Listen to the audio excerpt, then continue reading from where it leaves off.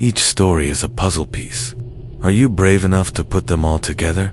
Comment "I'm in" if you're joining the journey. And follow before the path disappears. Episode 1. The Bullet That Couldn't Pierce the Darkness.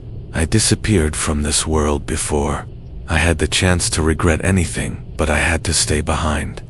To watch my friend walk down a path with no way out. I am Cole. I used to have a normal life, at least. I kept telling myself that, until everything led me to Bodhi. An abandoned mining town deserted for decades. This place was once a golden dream for hundreds. Then became a nightmare for those who dared to stay. I didn't come here for gold or silver. I came for Ian, a friend I knew from our university days in Sacramento. Ian was nothing like me, outgoing. Talked to everyone as if he'd known them forever, while I was the kind who sat in the corner, listened more than spoke. Yet, we became close friends, maybe because Ian never looked down on my silence after graduation.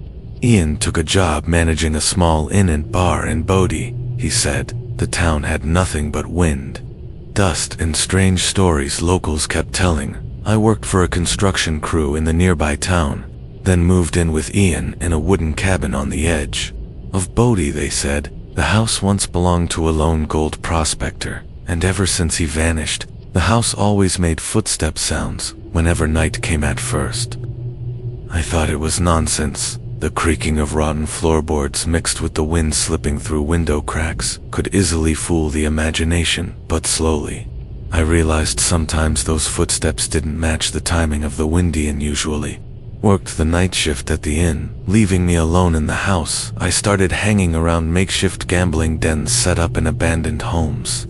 At first, just to kill time, then I got pulled into the game, learned a few tricks from seasoned players.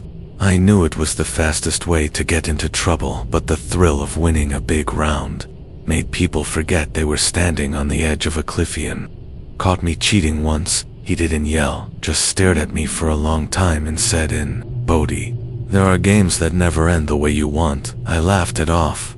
Thought Ian was trying to scare me with folk tales, but maybe he sensed something. Then one late autumn night, I came home late, so cold the breath in front of me turned to mist. I shut the door tight, pulled the curtains, my heart pounding like I'd just run a race. Ian sat in the chair watching me with wary eyes. I lied and said some strangers were causing trouble outside.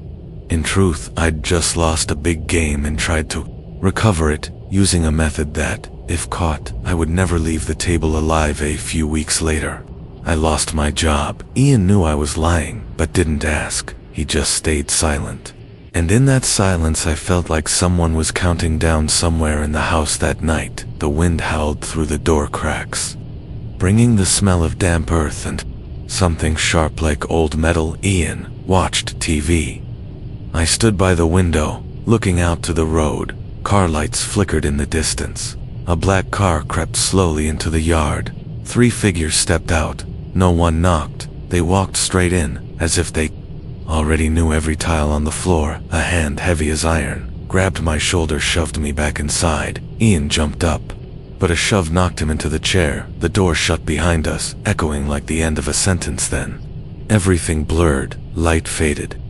Sound dropped when I opened my eyes. I was still in the living room, but my body was kneeling on the floor still. I stood beside it, transparent, so cold, I could no longer feel my limbs.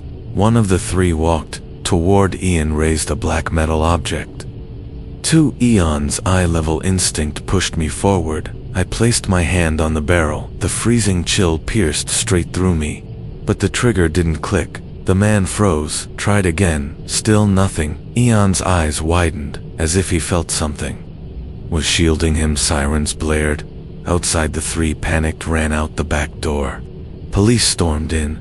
Ian was taken outside, and I was pulled back like an invisible rope tied me to the house. From that day, Ian never returned to Bodhi. He carried with him a story of an unbelievable night. Maybe sometimes he still wonders if someone helped him, and I'm still here. Newcomers come and go. Some flee in the night after hearing footsteps upstairs, others because they saw a figure standing on the porch. Even in the pouring rain, I can't leave the porch. And sometimes, in the thick darkness of Bodhi, I see the black car again. But this time, they're no longer looking for ionium coal. If you're hearing my voice, that means I'm still here, not here in the usual sense. I don't walk out the door, don't hold a hot cup of coffee in the morning, but I still stand on this porch, day after day, watching the wind sweep through the pine trees and dust crawl like little snakes on the path when I was alive. I didn't believe Bodie was as scary as the rumors. People said it was the most haunted ghost town in the West, that anyone who took anything from here, a rock, a rusty nail, would suffer misfortune. I laughed, thought it was just a trick to keep tourists in line, but maybe some things happen whether you believe them or not. He met Ian in college. He was the kind of person who entered a room and made people turn their heads. He knew the names of every canteen worker, always greeted the gate guard. I was the opposite. Quiet, few friends, rarely shared anything, yet somehow we often sat together. Ian never tried to change me, and that's why I valued him. When Ian asked me to move to Bodie with him, I said yes, thinking it would just be for a few months, until I found work elsewhere. Ian managed a small inn and bar. I worked for a construction crew in the neighboring town. We rented an old wooden house on the edge of Bodie. In winter, the wind howled through the door gaps. The floor creaked like someone walking upstairs. At first, everything was calm. Ian worked nights. I stayed home reading or wandered into town. But in Bodie, entertainment didn't mean movie theaters or cafes. It meant abandoned houses inside card tables lit by oil lamps, and strangers with eyes that smiled and calculated at once. At first, I just watched, then played one round, then two. Before I knew it, I was learning tricks that, if discovered, would mean serious trouble. Ian found out once, dropped by unexpectedly, pulled me outside, stood in the cold, stared straight at me. There are games here where the ending is never in your hands. I brushed it off, said I knew my limits, but truthfully I didn't. One late autumn night, Bodie was so cold it felt like the air bit into your skin. I came home late, slammed the door so hard, the wooden frame shook. Ian looked at me from the sofa. Something happened. No, just a few drunks, I said, avoiding his eyes. Truth, I had just lost a big game, tried to win it back, using a trick that with just one suspicious glance, I wouldn't be standing here. As I left the table, I saw someone standing outside, hands in pockets, eyes fixed on me. Few weeks later, I lost my job at the site. Ian didn't ask, but I could feel his silence, heavy like slow knocks echoing through the house. At night, I heard footsteps upstairs, even though we both slept on the ground floor then. That night came. Ian was watching TV. I stood by the window, looking down the road into town. Car lights flickered in the distance. A black, shiny car slid into the yard, stopped without a sound. 3 people stepped out. Dark coats. They didn't knock. The door swung open. Cold rushed in. A heavy hand gripped my shoulder, shoved me into the living room. Ian jumped up but was stopped. The door slammed shut, sounding like a deadbolt locking, and then everything went dark, not because I fainted, but because I stood up. While my body still knelt there, I saw myself from the outside, transparent like steam. One of the 3 approached. Ian lifted the black metal thing. I lunged forward, put my hand on the barrel, freezing cold. The trigger didn't move. He frowned, tried again. Still nothing. Ian's eyes widened, as if he felt someone was standing between them. Sirens wailed outside. The 3 fled. Ian was pulled out of the house, and I was dragged back like an invisible rope tied me tight to this place. Ian left Bodie the next morning. I thought I'd vanish when he did, but I stayed each night. I heard footsteps on the upper floor sometimes. I saw headlights stop in the yard. New tenants came, but none stayed long. Some fled in the night, said they saw a figure on the porch, even in heavy rain. I tried to step off the porch once, but a thick white mist blocked me. Felt like thousands of hands pulling me back, and sometimes I saw that black car again, not to find Ian anymore, but to find someone new, for a loop that never ends. After the night, Ian left the house, returned to its original state. A thin layer of dust on the shelves, wind sliding through the cracks into silence so deep I could hear the wood stretching and shrinking with the cold eye. Tried stepping off the porch again. The first winter wind slapped my face, but as soon as my foot hit the step, a layer of white mist rose from the ground thick and heavy like a damp blanket. It didn't feel like regular mist. It was cold in a way that made the inside of me contract. Then, like an invisible hand, it pulled me back toward the door, forced me to stand exactly where I've stood. Since that day, I lost the concept of time. Day and night were only different in the sky's color. Outside the window, sometimes I heard footsteps above, slow, heavy, then stopping right above the living room. I knew I wasn't the only one trapped here, but the thing upstairs never let me see it. The following spring, new people arrived, a young couple with a few suitcases and a small dog. I watched from the porch. As they opened the door, their laughter echoed. Light from outside poured in, chasing away some of the darkness stuck on the walls. I wanted to believe that this time things would be different, but that first night the dog barked non-stop, straight at the stairs. I stood behind it, looked where it looked. The darkness at the top of the stairs was so thick it swallowed the hallway light. The dog backed up, growled, then crawled under the table. 2 days later, they left, didn't close the door, didn't take back their rent, just left footprints in the dust, and a scarf dropped on the porch. Steps. Then came a middle-aged man, careful type, always shut the door tight when going out. I watched him from inside. Saw him often pause at the porch, looking around like he feared someone was watching. One night, a car pulled into the yard, not the black one, but I recognized the familiar sound of the door closing. 3 figures again this time. I ran to the porch, tried to stand between them and the new tenant, but my hand went through like air.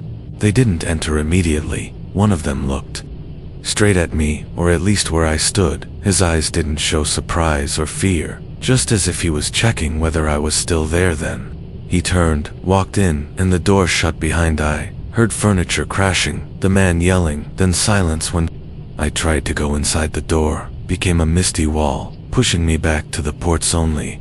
After the 3 left empty-handed, could I enter? The room was empty. The tenant gone. I started to notice something. Every time someone stayed longer than a week, the black car appeared. Not always the same type, sometimes a truck, sometimes an old sedan, but the 3 inside were always the same, and each time I was forced to stand outside, unable to stop them and me. I still remember my night. I remember Ian's breath as the black object hovered in front of him. I remember the freezing cold when I touched the barrel, like gripping a block of ice, with my name carved in it. And I remember clearly after the sirens wailed as they ran, Ian looked back, not at my body on the floor, but straight at me, standing between darkness and the blinking police lights. The wind shifted again. I stood on the porch looking down the dusty road. Car lights flickered at the bend. I knew that shape this time. They came sooner than I expected. Die. Have no one left to protect, but I still can't leave this spot. All I can do is wait. Hear the tires crunch on gravel and feel the cold creep into every wooden joint of the house in Bodhi. There are games that never end, and I am forever. The piece left behind on the table. The wind from the hills rushed down, carrying Bodhi's golden dust. The pine trees swayed, as if whispering to each other. I still stood on the porch, my shadow stretched long on the faded wooden floor. The car lights were off, but I still heard the tires, not from the road, but right there in the small yard before the house. Slow, heavy turns like wheels stuck in sand. Then silence. I waited for the door, for footsteps, or the familiar 3 knocks, but instead, I heard something else, a long sigh, so deep and low it felt like it came from the ground itself. I looked down at the yard. No car, just 3 shadows standing there. No clear shapes, but I recognized them the way the left one slightly bowed his head.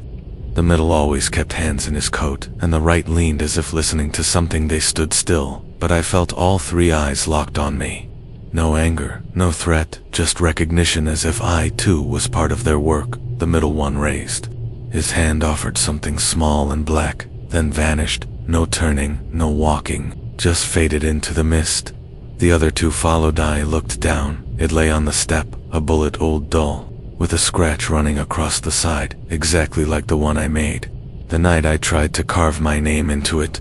My hand couldn't touch it, but the cold pierced into my chest as I stared, and in that moment I understood those men. They might be like me, trapped. Repeating, Bodhi was never a ghost town. It was full of people. Who could ever leave? I stepped back onto the porch, looked up at the sky. Dark clouds drifted slowly, covering the moon in the shadows. The footsteps above echoed again, slow, heavy, and this time they didn't stop upstairs. Episode 2. The Key Turning in the Night.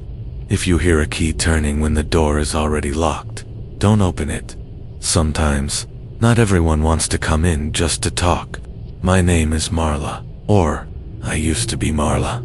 I used to live in Crescent Falls, a small town in northern Nevada, lying between the desert and jagged mountain ridges. No one outside the locals really knew about this place, and outsiders only stopped to get gas, then moved on. My family owned a 6-room motel right at the entrance to town. We lived behind the reception desk, in a wooden-walled room, yellowed with age, scorching hot in summer, and freezing cold like a deep freezer in winter. My mom died when I was little. My dad raised me with the sounds of truck horns and the smell of gasoline. Everything started to change during the winter of my 19th year. A black car pulled up right in front of room number 3. It got dark early then. It was just 6, but the sun had already been swallowed behind the mountains. 3 people stepped out. I don't remember their faces clearly, only that they were dressed neatly, strangely neat for this town. My dad greeted them at the desk. They didn't say much, just asked to pay in cash, and took the room key. That night, I heard the door to room 3 open twice. The first time, around 11. The second, near 3 a.m., no one saw them leave. The next morning, the room was empty, the key placed on the table, the bed untouched, but a damp, cold smell, like night fog, still lingered. I'm telling you this so you understand. From that night on, Crescent Falls was no longer a sleeping town. The first to disappear was a middle-aged man who rented room 2. He arrived during a rainy night, carrying an old suitcase. 3 days later, he was gone.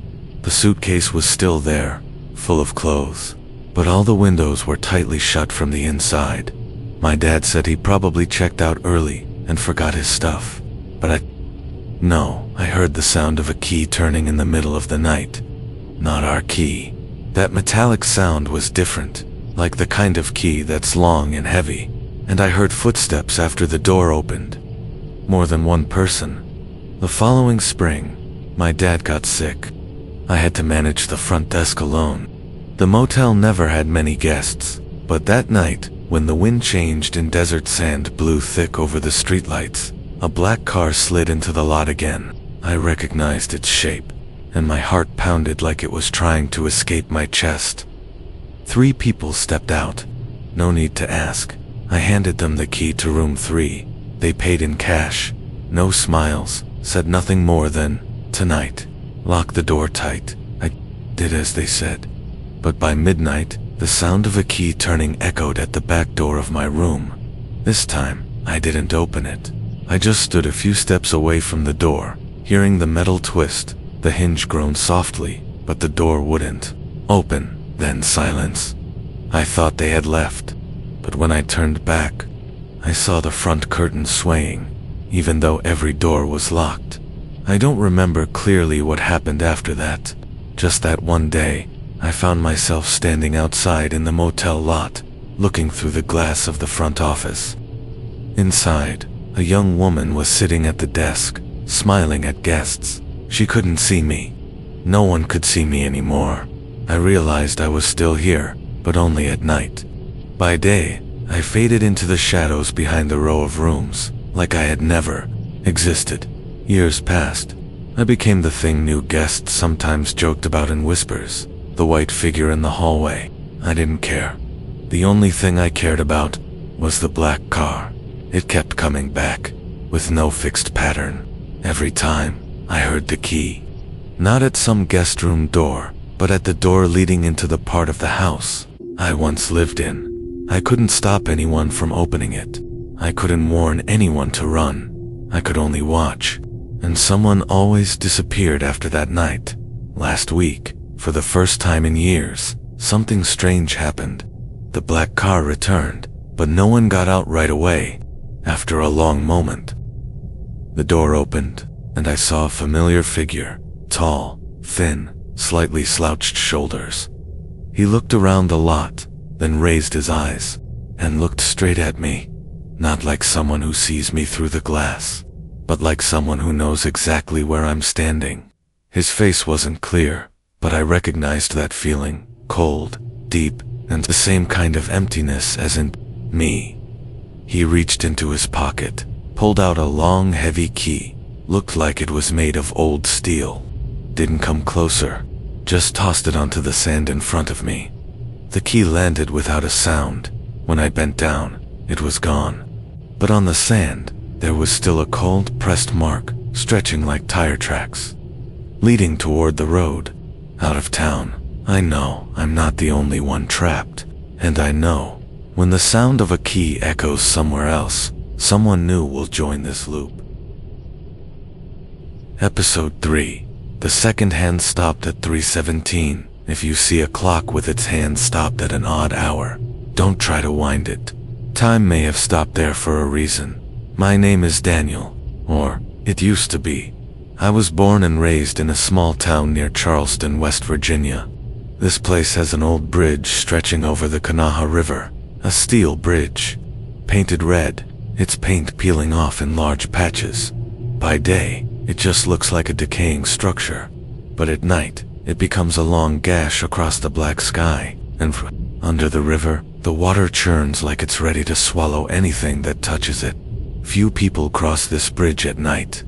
They say strange, unexplained things happened here, but I never believed in such stories. Until that night, I had just finished my shift at the steel plant. A light rain was falling, mist rising from the river. The streetlights on the bridge flickered. Many had gone out long ago. The tires of my truck squealed against the wet steel plates. In the middle of the bridge, I saw a man standing near the railing. A tall man, wearing a long coat and a cap pulled low. He didn't move, as if he was waiting for someone or counting every falling drop. I rolled the window down, about to ask if he needed help, but he slowly turned around. In his hand was a silver pocket watch. Its metallic shine reflected the sickly yellow light. He held the watch out toward me. His lips moved slightly, but I couldn't hear a thing. Only the wind and the water crashing against the beams. I was about to step out, when the second hand on the watch stopped. Right then, all sound vanished. No wind, no river, no rain. Just a thick, dense silence ringing in my ears. I looked around, and realized I was completely alone. The man had vanished. The watch was still spinning on the bridge floor, its second hand frozen at 3:17. I bent down to pick it up, but instead of my reflection on the glass, I saw something else. It was the same bridge, but more corroded, with twisted railings, and water black as oil swirling underneath. On the bridge, shadows of people lined both sides, all facing me, but their faces were blurred. I recoiled. The watch fell from my hand. Its clatter echoed unnaturally, as if falling into a hollow chamber, resonating far and deep. I picked it up again. This time, the glass only reflected rain and dim lights, just as it should. I took the watch home. That night, I left it on the table and tried to sleep. But exactly at 3:17, I heard ticking from the living room, even though the watch had stopped. I stepped out and saw the lid open. The glass fogged up inside. There were no hands, only darkness swirling like water down a drain. From that blackness came a sigh, cold, heavy, and long like wind through a tunnel. The next day, I brought the watch back to the bridge, intending to throw it into the river, but someone was already there. Not the same man as before, but three figures. One with a tilted shoulder, one with hands in his coat, and one with a bowed head. They stood silently, blocking the way to the railing. The one in the middle held out his hand. I placed the watch in his palm, and the moment his fingers closed, the sky darkened. Rain poured in heavy sheets, and I heard footsteps thundering across the bridge. But when I looked, no one else was there except those three. They turned away, walking into the thick fog at the far end of the bridge. I tried to follow, but my feet were stuck to the wet steel. The pocket watch dropped at my feet. Its lid now shut, but on the outer casing, a new symbol had appeared, like a sketched map, with a red dot marked at the center of the bridge. I still keep the watch, but each time I open it, I see a different image. Once it was a stranger standing at the railing. Once it was a driverless truck crossing the bridge. And once, it was me, staring through the glass, holding the watch, with hollow eyes. Now I wander this bridge every night, listening to the rain hit steel, waiting for someone else to pass by, to bend down and pick up the watch. When they open it, the second hand will stop again at 3:17, and the void will swallow all sound. But I won't warn them, because I know once you've seen inside the watch, you can never go back to who you were. On the third night after receiving the watch, I decided to leave town. I drove south, avoiding the bridge, but at the final fork before the highway, the signpost had spun in the wind. Instinctively, I took the wrong turn. When I realized, the rusty red bridge was already glinting through the rain. My tires slid across the wet steel. The pocket watch in my coat trembled, as if something inside was knocking. I slammed the gas, but halfway across, everything slowed. Raindrops froze mid-air. The engine's roar stretched into a dull hum. The speedometer needle stopped moving. Only I could still move, and a shadow stood at the other end of the bridge. It faced away, motionless. I shouted, but my voice dissolved into the thick silence. The watch in my pocket grew hot, burning into my skin. I tried to reverse, but when I turned, the start of the bridge was gone. Only a black void like the mouth of a tunnel remained. I don't remember how I got out. When I woke, my truck was parked in the empty lot near home. The watch lay on the seat, its hand still frozen at 3:17. I began losing sleep. Each night, I heard ticking from the living room. Not steady like a normal clock, but fast, slow, fast again, like it was mimicking a heartbeat. One morning, my neighbor Henry dropped by. He saw the watch on the table and picked it up. I tried to stop him, but it was too late. He opened the lid and frowned. "Why is it?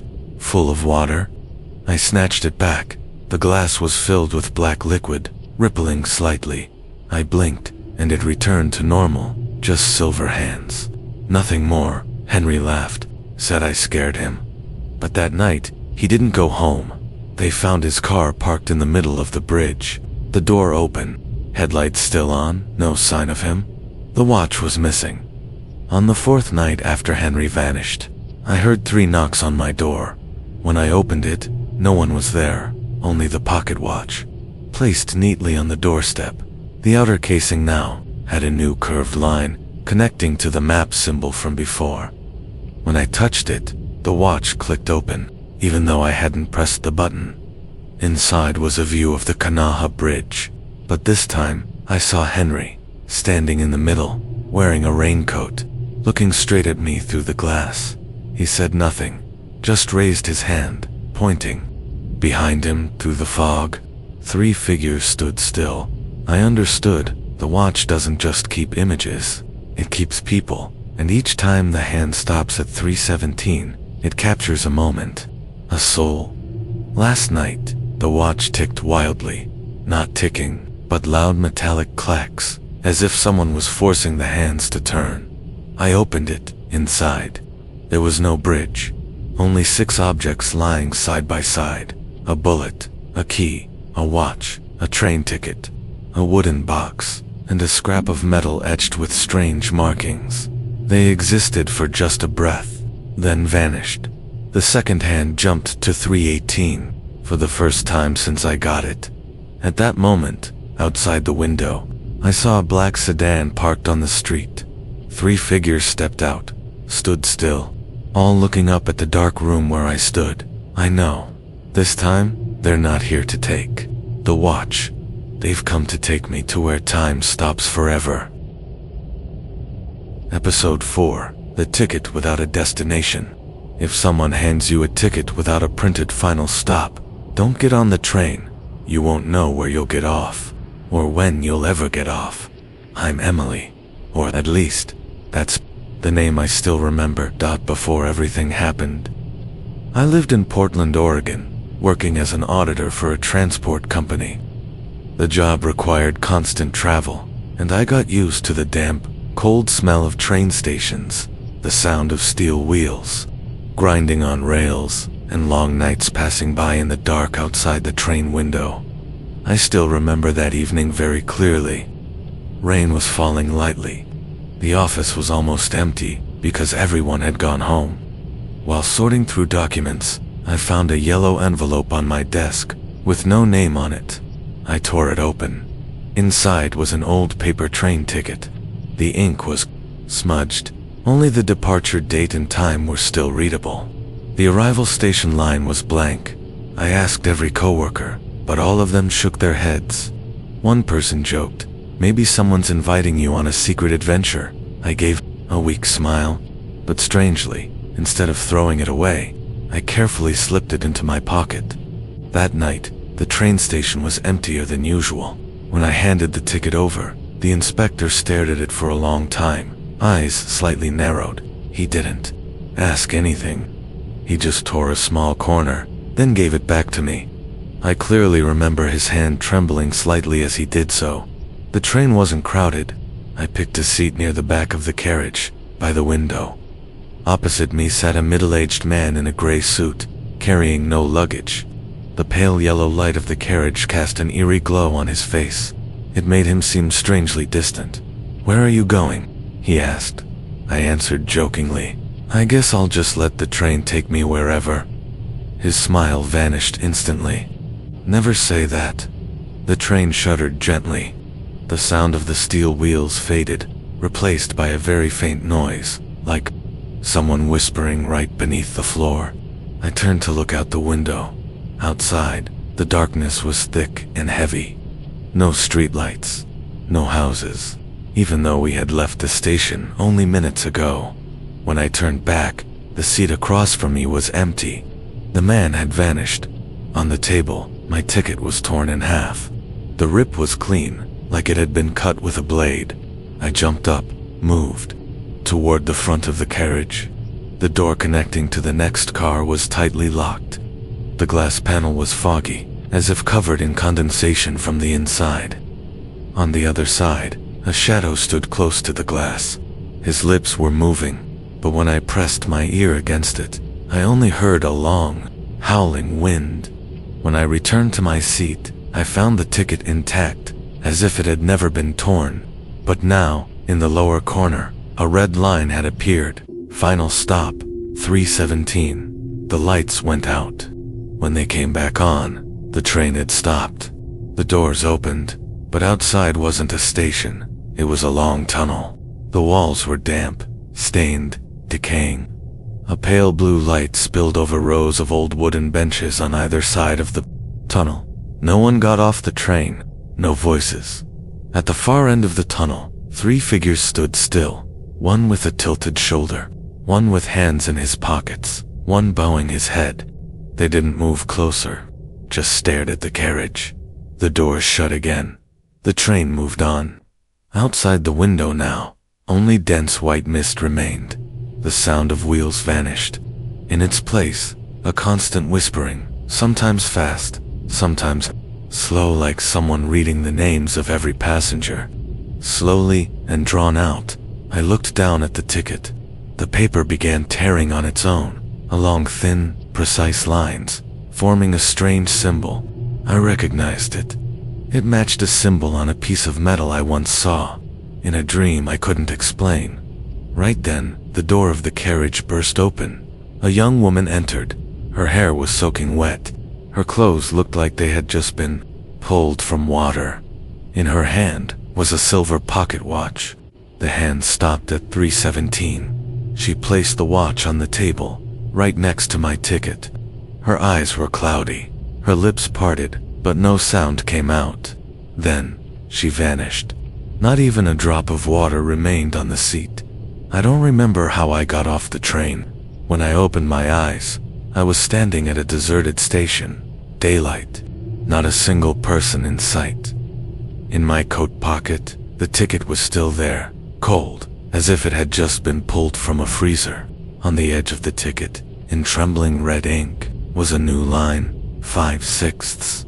Since that day, I've stayed far away from trains, but whenever I walk outside at night, I still see a pale yellow light gliding by, like a carriage running parallel to me. For a brief second, I see inside. Rotting wooden benches, fogged windows, and at the far end, 3 shadows. I know I haven't escaped. The ticket is still in my pocket, and I've never found a way to destroy it. The 317 destination still waits, and I'm not ready. But the ticket doesn't need me to be ready to take me away. Episode 5. The wooden box that couldn't be opened. If you find a box with hinges rusted shut from the inside, don't try to open it. What's inside might not want to come out, but it will find a way. My name is Marcus Hale, or at least I used to be. Before everything happened, I lived in Columbus, Ohio. I worked for a railway shipping company. My job didn't draw much attention, but it got me used to constantly moving, visiting tiny towns few people in the country had ever heard of. I liked that feeling, like stepping into a world only I knew. But Ravenwood wasn't like anywhere I'd ever been. I found out about it through an anonymous call. A voice, buried in static over the radio waves, said only this: "Someone has something that belongs to you." Before I could ask who, the line went dead. I looked at my phone screen. No number, no location, just a no caller ID notification. For days after, that sentence echoed in my mind. I didn't remember losing anything important enough for someone to tell me about it, but that curiosity wouldn't go away. Some part of me believed. I did know what it was. I just didn't want to admit it. Ravenwood had no signposts. The road leading in was a narrow trail, with trees on both sides scraping against the car windows. It was a gloomy October day, fog clinging to the windshield. I turned on the wipers, but the mist just smeared, as if it wanted to block my view. When I reached the town, the clock showed nearly 5 p.m., but the sky was already gray like dusk. The houses here were low, steep-roofed paint peeling off dark wooden walls. No sound of cars, only the wind slipping through the gaps between the buildings. The only inn sat at the edge of Ravenwood, right next to a forest. Its wooden sign had faded. The only legible word was inn. The owner was a woman around 70, her eyes cloudy, but her voice firm. "You're a stranger." It wasn't a question. She handed me the key to room number 3, then whispered, as if afraid someone might hear, "If you hear knocking at night, don't open the door." Room 3 was small. The walls were covered in faded floral wallpaper. The wooden bed creaked as I set down my backpack. On the table, under the dim yellow lamp, sat a small wooden box, dark brown, its lid closed with brass hinges. The lock rusted to the point it looked fused shut. I picked it up. A chill ran from my hand to my shoulder. No dust, no cobwebs. Like someone had just put it there. I asked the innkeeper about the box. She said, "It's been there since before I came. No one's ever opened it. Don't try." But that night, as I lay in bed, I couldn't stop looking at it. It was slightly tilted, as if someone had moved it. I blinked, and I was sure I heard 3 knocks, very soft, coming from inside the box. I sat up, heart racing. The room was silent. I tried telling myself it was just the wood expanding in the cold, but when I leaned in to listen, the knocking came again. This time, from under the bed. On my 3rd day in Ravenwood, I walked down the main street. There were a few small grocery shops, a diner, and an old post office. The townspeople looked at me uneasily. When I smiled and greeted them, they turned away. At the end of a narrow alley, I saw him, a tall man in a long coat, a wide-brimmed hat, hiding most of his face, hands gloved in brown leather. He leaned against the wall, smoking as I passed. He said, looking for something. I stopped. You know what I'm looking for. I do, but you won't want to find it. I tried to ask why, but he'd already turned, disappearing behind the corner, as if melting into the shadows. That night, when I returned to my room, the wooden box was gone. Only an old yellowed slip of paper remained on the table, with shaky handwriting. Open only when ready to pay the price. The obsession grew. I started hearing the knocking during the day while I was out in the street. 3 knocks, even steady, coming from somewhere nearby, but I could never locate it. Each time it happened, some of the townspeople around me would immediately walk away without saying a word. On the 4th night, I heard the knocking lead into the hallway. It stopped outside room 1, the one that was never rented, always locked. I pressed my ear to the door. The knocking stopped. In its place, a long scraping sound, like fingernails dragging across wood. The door creaked open. The room was pitch black. In the center of the floor sat the wooden box. The lock was undone. I stepped forward, but the moment my fingers touched the lid, the hallway light went out. A cold breath brushed the back of my neck. I spun around. No one. When the lights flickered back on, the box was shut. The lock had sealed itself again. I don't remember how I left Ravenwood. I only remember the last morning. The innkeeper handed me a paper bag. Inside was the wooden box, and a small card marked 6/6. Back home, I set the box on my desk. The rusted lock popped open on its own. No force needed. Inside was nothing, but when I touched the bottom, I felt something cold, metallic. I pulled out a torn piece of a map, its edges frayed. The symbol on it was identical to one I'd seen on a train ticket, from a story I thought was over, somewhere.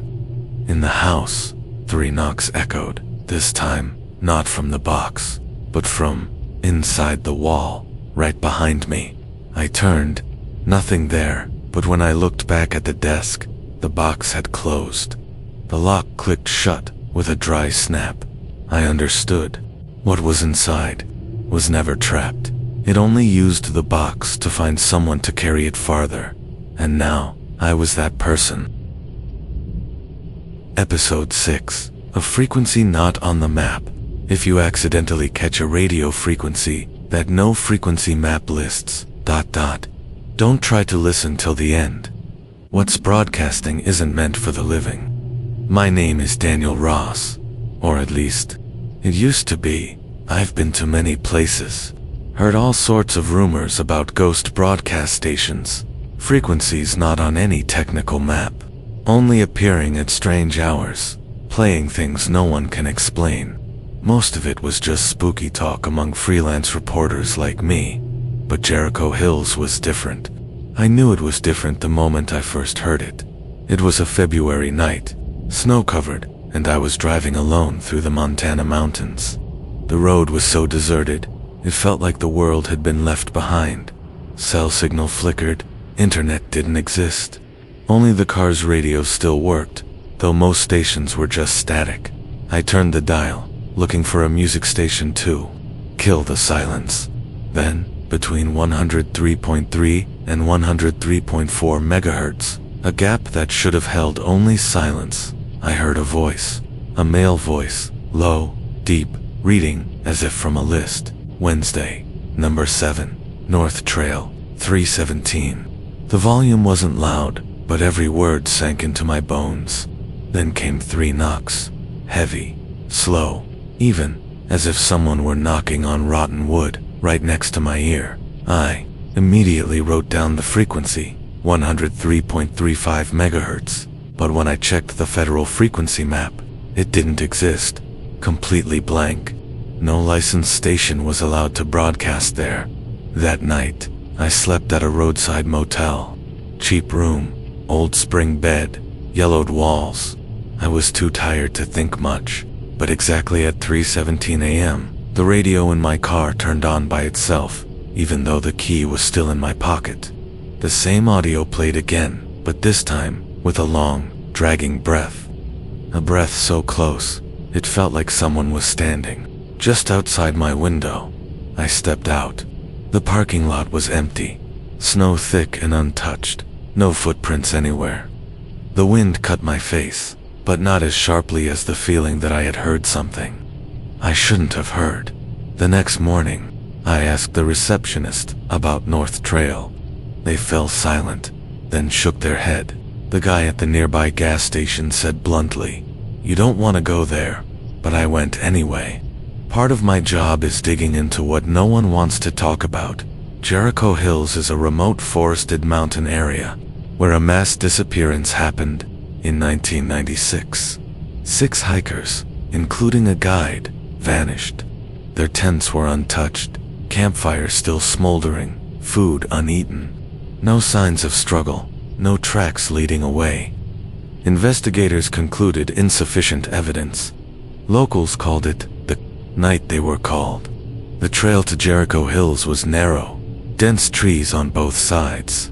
Snow blanketed the ground, but strange gray streaks appeared, as if someone had dragged something heavy through the woods.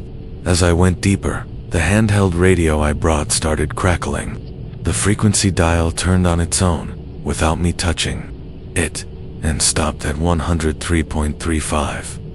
The voice spoke again. Thursday, number 8, basement storage room, 317. This time, the knocks that followed were clearer, echoing from below the ground. I froze, gripped the radio tightly, scanned the trees. No one, but I could feel eyes watching me from between the thick black trunks. I found an old wooden cabin, half buried in snow. The door was locked, but the rusted latch gave way easily. Inside was pitch black, damp, and carried a sweet, acrid smell that made my skin crawl. In the corner of the room, a staircase led down to the basement. I descended.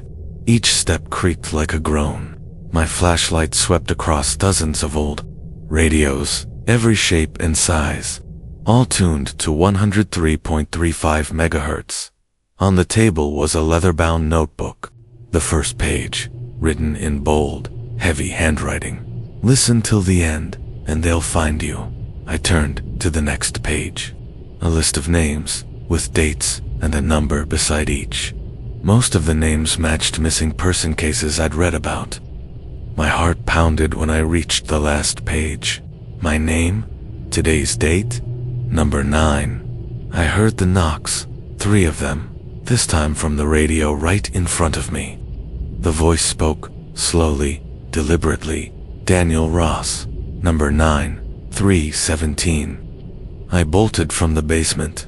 Snow clung to my boots, froze around my ankles. The air was thick, every breath like swallowing ice. I didn't dare look back, but I could feel footsteps matching mine, exactly 1 pace behind. When I reached the car radio turned on by itself, playing the same voice. I yanked the power cord, but the voice continued, now coming from the back seat. I turned. The seat was empty, but there, the snow was melting into a small puddle, as if someone had just sat there, someone so cold. The ice evaporated instantly. I don't remember how I drove back to the motel, just that, when I woke up, the clock read 3:16 a.m. I lay still, eyes on the ceiling. 1 second, 2 seconds, exactly 3:17. The radio turned on, a whisper in my ear. "It's your turn." A hand, cold as stone, rested on my shoulder.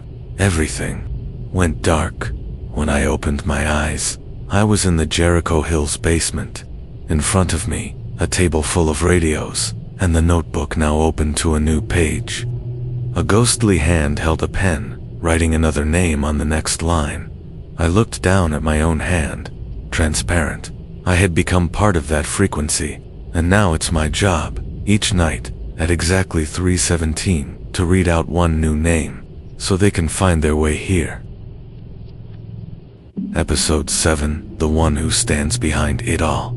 I don't know where I began, Perhaps on a night when the wind howled through the crack of an empty house, or on a fog-laden road where footsteps vanish after just a few steps. I have been here before they arrived. I have seen everything not with human eyes, but with a lens only those trapped between two realms understand. Everyone you think just accidentally experienced something terrible. They're walking the same corridor, and at the end of that corridor he waits. He doesn't walk fast, doesn't rush. He simply stands, and they come to him. I remember clearly the night the woman arrived in that nameless town. The wind carried the scent of damp earth and smoldering wood, as if someone forgot their forgotten fireplace. Yellow streetlight flickered across a gravel-strewn road. She stepped out of the car, her shoes crunching over stones, each step elongated by the creeping icy chill. I followed as she looked for shelter.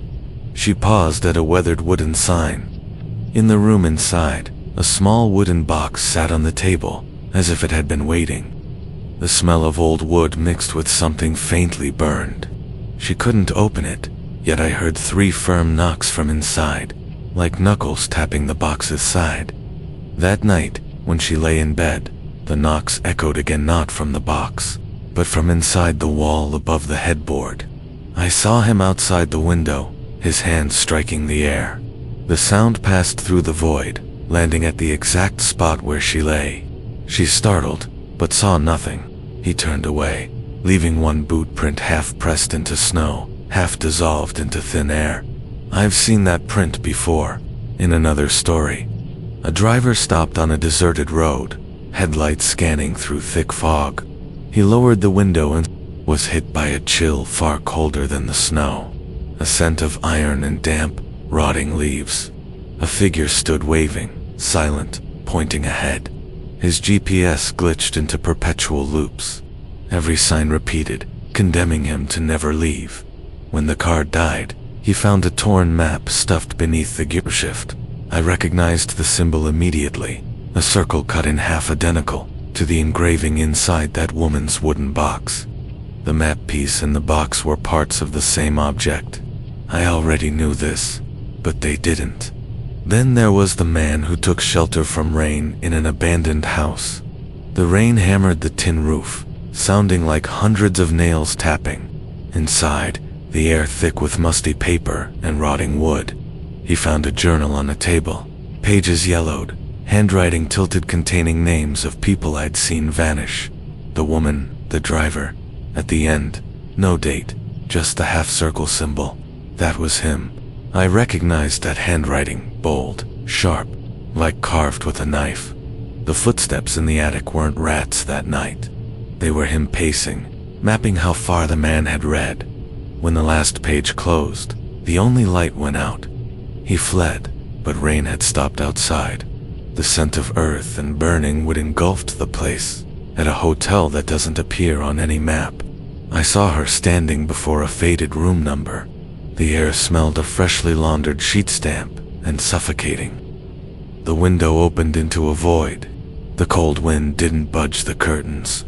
On the wall, a photographed distant blurred, he stood centered in a white expanse, head tilted, staring directly into the camera. When she fled, the hallway repeated itself, merciless, merciless. Once outside, the photo had vanished from the room, but I saw it again on his desk, among a pile of radios and torn map pieces in Ravenwood.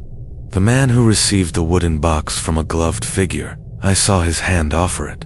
Long fingers, unnaturally clean nails, not from care, but from never touching anything ordinary. When the box entered a new person's hands, the gloved figure walked away into an alley where streetlight dared not reach. And so the cycle began again. Everyone touching that box gradually heard sounds, not from their knocks, footfalls, breath at the ear. The box is bait, not to reclaim something, but to stay near a person long enough to mark them. The frequency 103.35 megahertz is another door. Daniel Ross heard his name read through a radio. I was there when he descended into that basement full of old radios all tuned to the same frequency. The scent of rust and dust perfumed the air. The journal lay open on the table, listing names with numbers. When Daniel's name appeared, it bore the number 9, written bold. 3 knocks echoed from the radio. Then his name spoke again. I saw him standing in a corner of darkness, watching, letting Daniel flee. But at 3:17 a.m., he reclaimed everything. When Daniel disappeared, he returned to that basement, opened the journal, and wrote the next line. Number 10, the observer. I knew it was me. I pieced it all together. The 3 knocks, the map piece, the half-circle symbol, the photo, the box, the invisible frequency, a vast web. Each story a knot in the mesh. He stands at the center. He doesn't chase anyone. They follow the signs he leaves behind, because humans cannot look away from a mystery. I don't know what he is. A man, something else, a shape, born from fear, made flesh. But I know he does not stop. Tonight if you hear 3 knocks, or your radio turns on at 3:17, don't chase the signal. Don't memorize the frequency. Because once you listen to the end, you're stepping into this hallway. And at the end of the hallway, he waits.